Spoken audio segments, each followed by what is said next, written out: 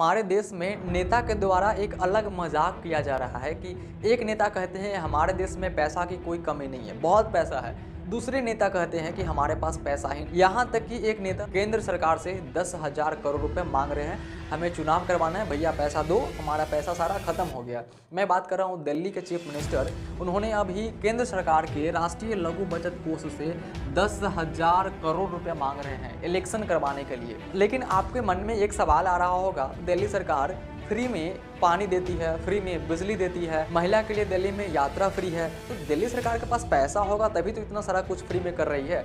दोस्तों, ये फ्री का थोड़ा इतिहास समझते हैं। उससे पहले एक डेटा पर नज़र डाल लेते हैं। 2011 से 2012 के दौरान दिल्ली सरकार के ऊपर 29,608.27 करोड़ रुपए बकाया था, कर्ज था। 2022 के दौरान ये डेटा बढ़ के 41,481.50 करोड़ रुपए ये हो गया। इसके बाद दिल्ली गवर्नमेंट पे ये डेटा थोड़ा आगे पीछे हो सकता है, ये गवर्नमेंट और नॉन गवर्नमेंट का डेटा है, ये मैं अपनी ओपिनियन नहीं रख रहा हूँ। दिल्ली गवर्नमेंट पर केंद्र सरकार का 39,000 करोड़ रुपए कर्ज है। दोस्तों, ये पैसा दिल्ली सरकार कर्ज लेके करती क्या है, थोड़ा आप समझिए। साथियों, ऐसा नहीं कि दिल्ली में पैसे की कमी अभी ही पड़ गई है, समय समय पे दिल्ली सरकार के पास पैसा कमते ही रहता है और केंद्र सरकार से डिमांड करते ही रहते हैं। कोविड के टाइम में भी अरविंद केजरीवाल पैसे मांग रहे थे केंद्र सरकार से।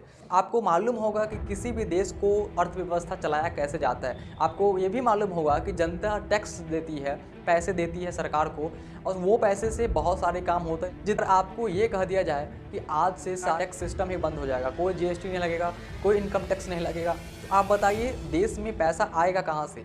किसी भी पॉलिटिकल पार्टी का कोई मैन्युफैक्चरिंग यूनिट नहीं होता जहाँ से पैसे आएगा और राज चलेगी। आम जनता के ही पैसे जनता में ही प्रवाहित होती है। लेकिन आपको हर चीज़ फ्री में ही कर दिया जाए तो पैसा कहाँ से आएगी। दिल्ली में अभी एसटी, एससी, ओबीसी क्लास के जो भी स्टूडेंट होंगे उनको फ्री में कोचिंग करवाया जाएगा। आपको जान के हैरानी होगी कि हमारा संविधान समानता की बात करती है और नेता भी बहुत ज़्यादा संविधान बचाओ का नारा देते हैं। लेकिन जब इस सब टाइप की योजना लाते हैं सरकार, तो सोचना चाहिए एसटी, एससी, ओबीसी के लिए फ्री ट्यूशन क्लास करवाएंगे तो जनरल का कहाँ गया।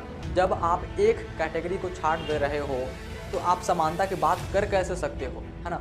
खैर, आगे देखते हैं। मुख्यमंत्री महिला सम्मान योजना के तहत जो भी 18 साल से ज़्यादा एज की लड़कियां होंगी उनको 1,000 रुपया पर महीने दिया जाएगा। दिल्ली सरकार का ये योजना है।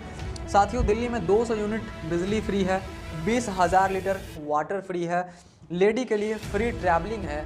जब सब कुछ आप फ्री ही करते हो तो केजरीवाल साहब अब ये कहना चाहेंगे आप खाना फ्री कर दीजिए, बिजली फ्री कर दीजिए, सब कुछ फ्री कर दीजिए, बिल्कुल भी फ्री कर दीजिए। आप यहाँ पे 20,000 लीटर पानी फ्री क्यों दे रहे हैं? हमें तो लगता है पानी पूरा ही फ्री में मिलना चाहिए। साथियों, ये आप फ्री देख के पिघल मच जाइएगा। बहुत बड़ी रणनीति है राजनीतिक पार्टी का पब्लिक को बेवकूफ़ बनाने का। आपको फ्री करना ही है। देश के एजुकेशन पे आप टैक्स ले रहे हो। आप हेल्थ में एक आदमी का तबीयत खराब हो जाए, मिडिल क्लास फैमिली से है और उसको दिल्ली एम्स में इलाज करवाना है, बहुत कठिन काम हो जाता है दिल्ली में जाके और इलाज करवाना। तो नेता लोगों को भी मैं कहना चाहूँगा, जहाँ पे चीज़ें संभालने का है वहाँ पे आप संभालिए। तो जब राज्य सरकार के पास पैसे कम पड़ जाती है तो केंद्र सरकार से मांगती है हमें पैसा दीजिए। लेकिन केंद्र सरकार किससे मांगेगा कर्ज? तो केंद्र सरकार के पास भी बहुत सारे ऑप्शन होते हैं। सबसे पहले तो देसी कर्ज, देश में ही तो केंद्र सरकार अपने देश में ही कुछ जगह से पैसा ले सकते हैं और लेते हैं, जहां से कि कंपनी, बीमा कंपनियां होती है, कॉरपोरेट कंपनी होती है या बैंक, तो ये सबसे केंद्र सरकार कर्ज ले लेते हैं। सार्वजनिक कर्ज होती है जिसमें गोल्ड बाउंड ये सब जगह से कर्ज मिल जाता है। तीसरा नंबर में विदेशी कर्ज। अब केंद्र सरकार को लगता है कि हमारे देश में कोई गुंजाइश नहीं है, हमें पैसा नहीं मिलने वाला है, तो विदेश में जाकर कहते हैं कि भैया हमें पैसे की ज़रूरत है, हमें पैसा दीजिए। तो इंटरनेशनल मॉनेटरी फंड या वर्ल्ड बैंक ये सब जगह से जाके केंद्र सरकार पैसा लेती है, फिर अपने राज्य की ज़रूरतों को पूरा करेगी। तो साथियों, ये जो कर्ज लेने की प्रवृत्ति है बहुत पहले से चली आ रही है और आगे भी चलता रहेगा, है ना।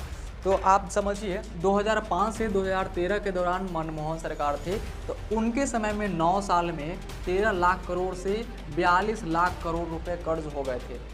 जब मोदी सरकार आए तो इनके कार्यकाल के दौरान 89 लाख करोड़ रुपया कर्ज हो गई। ये सारे देसी कर्ज है ना। इसके बाद आपको बता दें 2024 तक जो विदेशी कर्ज है 682.3 बिलियन डॉलर रुपए विदेशी कर्ज है। आप सोचिए, भारत के पास इतना कर्ज है तो दूसरे देश से या अपने देश के कुछ कंपनियां से कर्ज ली हुई हैं।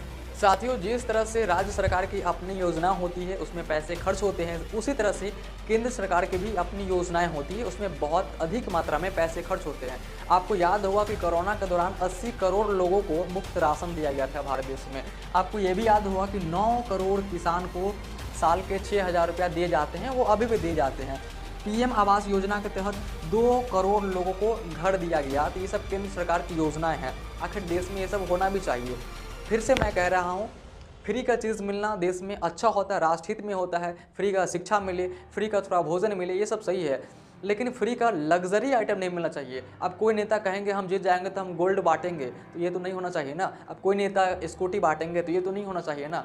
साथियों, राज्य सरकार केंद्र सरकार दोनों ही कर्ज लेती है और दोनों ही की अपनी योजना में इम्प्लीमेंट करती है। साथियों, आपको जानकर हैरानी होगी 2023 तक भारत के राज्य और केंद्र सरकार दोनों मिला के 205 लाख करोड़ रुपया कर्ज था। 205 लाख करोड़ रुपया। अब मान लीजिए कि वर्तमान आबादी 142 करोड़ है देश की, तो हर एक नागरिक पे 1.40 लाख रुपया कर्ज